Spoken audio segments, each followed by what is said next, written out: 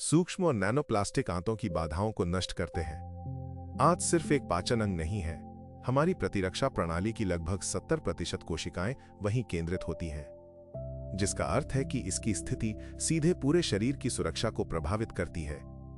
तो एक और अध्ययन जो हमने प्रदान किया उसने हमें दिखाया कि हम हैं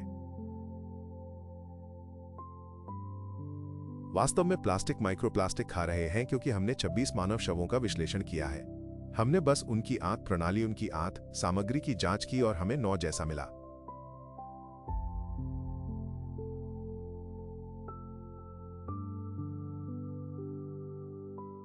प्रति व्यक्ति के पेट में 9 से 10 माइक्रोप्लास्टिक के बीच। तो आप जानते हैं ये एक तीव्र जोखिम की तरह है। उस समय उन्होंने उस मात्रा में माइक्रोप्लास्टिक्स को उजागर किया, क्योंकि आप जानते हैं जब आप कुछ खाते हैं तो ये आपके आंतों के सिस्टम से होकर गुजरेगा। उनमें से कुछ सिस्टम के अंदर रहेंगे। हमें यही मिला इंसान के पेट के अंदर बचे हुए माइक्रोप्लास्टिक कण। चूंकि ग्राम एक्सपोजर के बारे में पर्याप्त जानकारी नहीं देता है, क्योंकि कण अपने द्रव्यमान के बजाय अपने आकार के अनुसार व्यवहार करते हैं, क्योंकि प्लास्टिक या कणों की निश्चित परिवहन सुविधा आकार है, क्योंकि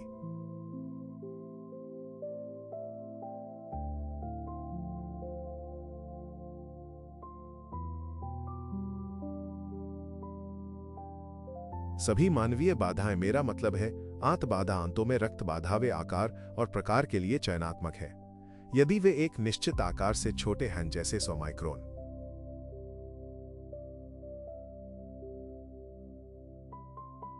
वे आंतों की प्रणाली से रक्त प्रणाली तक पहुंच सकते हैं। आंतों की रुकावट एक फिल्टर की तरह काम करती है। ये उपयोगी पदार्थों, विटामिनों, पोषक तत्वों को शरीर से गुजरने देता है और हानिकारक पदार्थों, विषाक्त पदार्थों, रोगाणुओं और विदेशी कणों को रोकता है। लेकिन यह संपूर्ण सुव्यवस्थित प्रणाली इलेक्ट्रोस्टैटिक रूप से चार्ज किए गए सूक्ष्म और नैनोप्लास्टिक द्वारा नष्ट हो जाती है। ये आंतों की दीवारों को अस्तर करने वाली कोशिकाओं को नुकसान पहुंचाता है और उनके बीच के तंग जंक्शनों को कमजोर करता है। आंतों की बाधा को अधिक पारगम्य बनाना। सूक्ष्म जीव, विषाक्त पदार्थ और प्लास्टिक के कण आंत से रक्त प्रवाह में प्रवेश करना शुरू कर देते हैं। प्रतिक्रिया में प्रतिरक्षा प्रणाली सूजन को ट्रिगर करती है। आंत शरीर का दूसरा मस्तिष्क भी है। इसकी दीवारों में लगभग 500 मिलियन न्यूरॉन्स होते हैं जो सीधे केंद्रीय तंत्रिका तंत्र से जुड़े होते हैं। इस कनेक्शन को आंत मस्तिष्क अक्ष कहा जाता है। आंत और मस्तिष्क वेगस तंत्रिका के माध्यम से जुड़े हुए हैं। ये एक सीधी फोन लाइन की तरह है जिसके माध्यम से वे लगातार संदेशों का आदान प्रदान करते हैं। मस्तिष्क आंतों को आदेश देता है कि क्या करना है और आंत मस्तिष्क को उनकी स्थिति के बारे में सूचित करती है।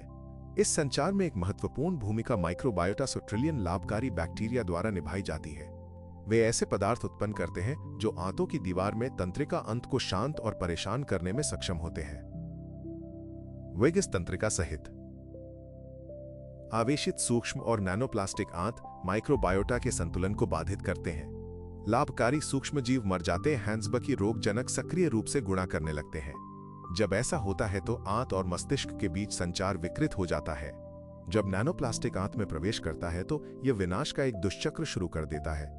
आंत में शुरू होने वाली क्षति पूरे शरीर में प्रणालीगत खराबी का कारण बनती है। पाचन, प्रतिरक्षा तंत्रिका और अंतःस्रावी तंत्र सभी प्रभावित होते हैं। इससे शरीर की उम्र बढ़ने की प्रक्रिया तेज हो जाती है और चिड़चिड़ा आंत्र सिंड्रोम और सूजन आंत्र रोग, एलर्जी और ऑटो इम्यून रोग, अवसाद, चिंता और संज्ञानात्मक विकार, मोटापा और मधुमेह, हृदय रोग, अल्जाइमर और पार्किंसंस जैसे न्यूरोडीजेनरेटिव रोग जैसी गंभीर बीमारियों का खतरा बढ़ जाता है।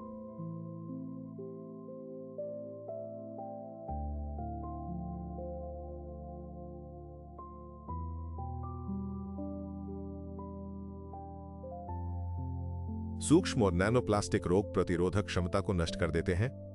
यूनिवर्सिटी मेडिकल सेंटर यूट्रैक्ट के शोधकर्ताओं ने पाया कि नैनोप्लास्टिक के संपर्क में आने वाली प्रतिरक्षा कोशिकाएं उन कोशिकाओं की तुलना में 3 गुना तेजी से मरती हैं जो नहीं मरती हैं। प्रतिरक्षा कोशिकाओं की ऐसी त्वरित मृत्यु प्रतिरक्षा को गंभीर रूप से कमजोर कर देती है और संक्रमण से लड़ने की शरीर की क्षमता को कम कर देती है। यह पूरे शरीर में सूजन प्रतिक्रियाओं के प्रसार में योगदान देता है। चीन में जेंगझो विश्वविद्यालय और हेनान कैंसर अस्पताल के वैज्ञानिकों ने पाया है कि नैनोप्लास्टिक्स अस्थि मज्जा और थाइमस में भी प्रवेश करते हैं, वे अंग जहां रक्त और प्रतिरक्षा कोशिकाएं उत्पन्न होती हैं और परिपक्व होती हैं। अस्थि मज्जा दो प्रमुख कार्य करता है। एक ओर यह एक रक्त कोशिका कारखाना है जहां लाल रक्त कोशिकाएं, श्वेत रक्त कोशिकाएं और प्लेटलेट्स बनते हैं। दूसरी ओर अस्थि मज्जा की स्टेम कोशिकाएं हड्डियों, उपास्थि, मांसपेशियों और वसा ऊतकों को पुनर्जीवित करने में भूमिका निभाती हैं। स्टेम कोशिकाओं पर नैनोप्लास्टिक्स के प्रभाव का मतलब पुनर्जनन की नींव को नुकसान पहुंचाना है। सबसे पहले रक्त निर्माण बिगड़ जाता है। लाल रक्त कोशिकाओं की कमी के कारण एनीमिया विकसित हो सकता है। सफेद रक्त कोशिकाओं की कमी के कारण प्रतिरक्षा कम हो जाती है और प्लेटलेट की कमी के कारण रक्तस्राव का खतरा बढ़ जाता है। दूसरा, हड्डी की कोशिकाओं को नुकसान होने से हड्डियां अधिक नाजुक हो जाती हैं, जिससे फ्रैक्चर का खतरा बढ़ जाता है और उनकी रिकवरी धीमी हो जाती है। नैनोप्लास्टिक्स न केवल प्रतिरक्षा प्रणाली को नष्ट करते, हैम्बल की अपने इलेक्ट्रोस्टैटिक चार्ज के माध्यम से वे रोगजनकों के प्रजनन और लचीलेपन के लिए स्थितियां भी बनाते हैं। इलिनॉइस विश्वविद्यालय के एक अध्ययन से पता चला है कि सकारात्मक रूप से चार्ज किए गए नैनोप्लास्टिक कण ई कोली जैसे आंत बैक्टीरिया में शारीरिक तनाव बढ़ाते हैं, उन्हें और अधिक रोगजनक बना रहा है। इलेक्ट्रोस्टैटिक चार्ज यहां निर्णायक भूमिका निभाता है। ये सूक्ष्म जीवों की रोग जनन क्षमता को बढ़ाता है। साथ ही इलेक्ट्रोस्टैटिक चार्ज के बिना नैनोप्लास्टिक कणों से बैक्टीरिया में शारीरिक तनाव नहीं हुआ और मनुष्यों के लिए उनका खतरा नहीं बढ़ा।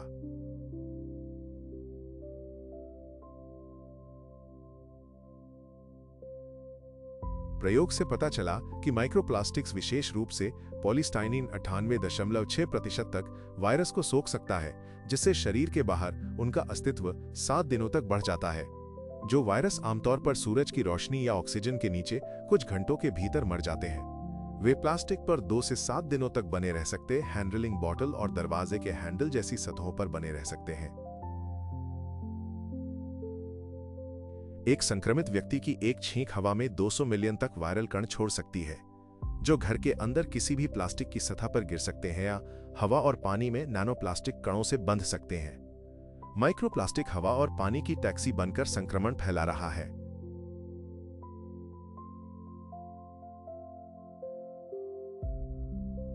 एक बार रक्त प्रवाह में इंचार्ज किए गए सूक्ष्म और नैनोप्लास्टिक कण जल्दी से प्लाज्मा प्रोटीन के साथ लेपित हो जाते हैं, जिससे बायो कोरोना बनता है, जो उन्हें शरीर की अपनी कोशिकाओं के रूप में छिपा देता है और उन्हें प्रतिरक्षा प्रणाली के लिए अदृश्य बना देता है। 2019 में एंटीबायोटिक प्रतिरोध।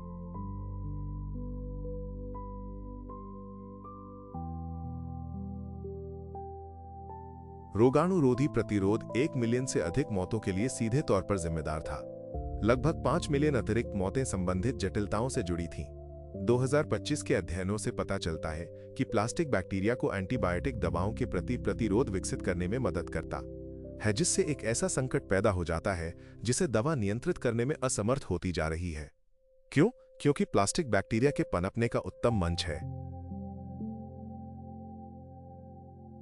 इसकी सतह पर वे आसानी से बायोफिल्म बनाते हैं, एक घनी सुरक्षात्मक परत जो बैक्टीरिया को सूरज की रोशनी सूखने, प्रतिरक्षा प्रणाली के हमलों और सबसे महत्वपूर्ण रूप से एंटीबायोटिक दवाओं से बचाती है।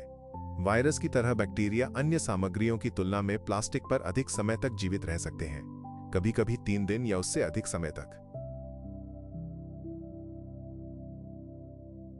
ये माइक्रोप्लास्टिक को पानी, मिट्टी और भोजन के माध्यम से खतरनाक रोगाणुओं का एक कुशल वाहक बनाता है। Bolivian Catholic University San Pablo में centre for research in exact sciences and engineering के शोधकर्ता जल रसायन विज्ञान और सूक्ष्म जीव विज्ञान में पीएचडी पॉल डब्जेक का कहना है कि माइक्रोप्लास्टिक्स पर बायोफिल्म की मौजूदगी उन्हें और भी खतरनाक बनाती है। प्रयोगशाला में हम अध्ययन करते हैं कि माइक्रोप्लास्टिक धातुओं और सूक्ष्म जीवों के साथ कैसे संपर्क करता है। हम देखते हैं कि माइक्रोप्लास्टिक्स भौतिक और रासायनिक दोनों प्रक्रियाओं के माध्यम से धातुओं को अवशोषित कर सकता है और ये क्षमता कणों की सतह पर विकसित होने वाले जीवाणु बायोफिल्म की उपस्थिति में बढ़ जाती है। ये इंटरैक्शन प्लास्टिक के प्रकार और कणों के आकार पर निर्भर करते हैं, जो उनके इलेक्ट्रोस्टैटिक चार्ज को बदल देते हैं।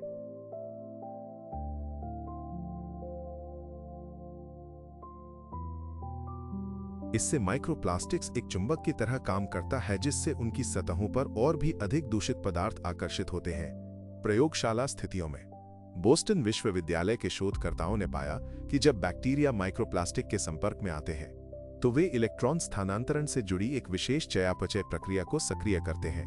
सीधे शब्दों में कहें तो प्लास्टिक के कण बैक्टीरिया के साथ इलेक्ट्रॉन साझा कर सकते हैं, जो उनके लिए एक प्रकार के पावर बैंक के रूप में कार्य करता है। इस प्रक्रिया को बाह्य कोशिकीय इलेक्ट्रॉन स्थानांतरण कहा जाता है। ये बैक्टीरिया को अतिरिक्त ऊर्जा देता है जो सबसे पहले उन्हें मजबूत बनाता है, उन्हें तेजी से विभाजित होने, उत्परिवर्तन करने और लचीले बहुस्तरीय बायोफिल्म बनाने में मदद करता है, जो एंटीबायोटिक दवाओं को प्रवेश करने से रोकता है। दूसरी अतिरिक्त ऊर्जा सीधे तौर पर एंटीबायोटिक प्रतिरोध को बढ़ाती है। इससे भी बुरी बात यह है कि प्रयोग से प्लास्टिक हटा दिए जाने के बाद भी बैक्टीरिया ने अपने नए गुणों को बरकरार रखा।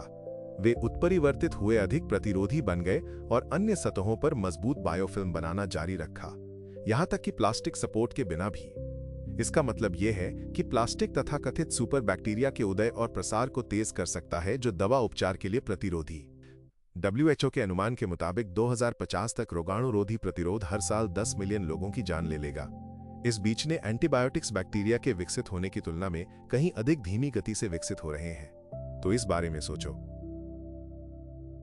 चार्ज किए गए माइक्रोप्लास्टिक्स न केवल बैक्टीरिया को जीवित रहने में मदद करते हैं, बल्कि वे उन्हें सुपर बैक्टीरिया में बदलने में भी सक्षम बनाते हैं, जो एंटीबायोटिक दवाओं के प्रति प्रतिरोधी होते हैं। ये खोज प्लास्टिक प्रदूषण पर हमारे दृष्टिकोण को नया रूप देती है, क्योंकि अब हम समझते हैं कि यह समस्या जितना हमने पहले सोचा था उससे कहीं अधिक चिंताजनक है और हर साल एंटीबायोटिक प्रतिरोध का खतरा बढ़ रहा है। कई देशों में मानक दवाएं पहले से ही अपनी प्रभावशीलता खो रही हैं और यहां तक कि सामान्य संक्रमणों का इलाज करना भी कठिन होता जा रहा है। यदि ये प्रवृत्ति जारी रही तो एंटीबायोटिक्स जल्द ही पूरी तरह से बेकार हो सकते हैं। सूक्ष्म और नैनोप्लास्टिक श्वसन तंत्र को प्रभावित करते हैं।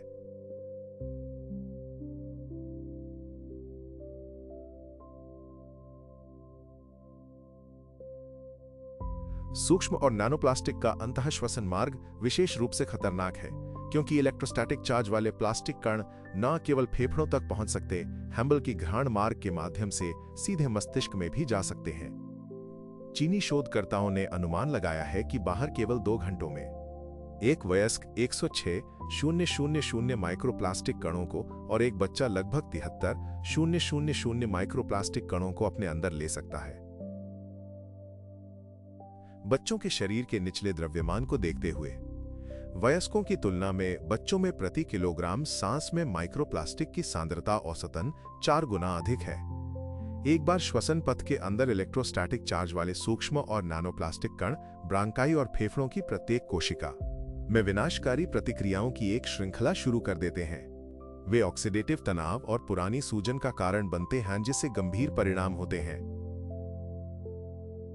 ब्रोंकियल अस्थमा की शुरुआत और बिगड़ना, क्रॉनिक ऑब्स्ट्रक्टिव पल्मोनरी डिजीज का बढ़ना, पल्मोनरी फाइब्रोसिस जिसमें स्वस्थ फेफड़े के ऊतकों को निशान ऊतक से बदल दिया जाता है और श्वसन पथ के घातक ट्यूमर का खतरा बढ़ जाता है।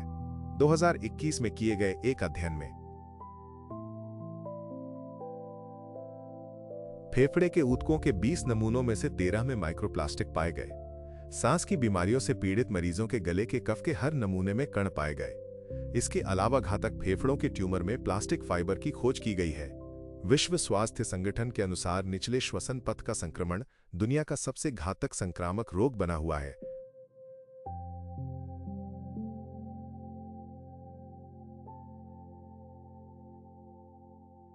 और मृत्यु के शीर्ष 5 प्रमुख कारणों में शुमार है। श्वासनली, ब्रांकाई और फेफड़ों का कैंसर मृत्यु के प्रमुख कारणों में 6ठे स्थान पर है। सूक्ष्म और नैनोप्लास्टिक हृदय और रक्त वाहिकाओं की कार्यप्रणाली को बाधित करते हैं। हृदय संबंधी बीमारियां दुनिया भर में मृत्यु का प्रमुख कारण है।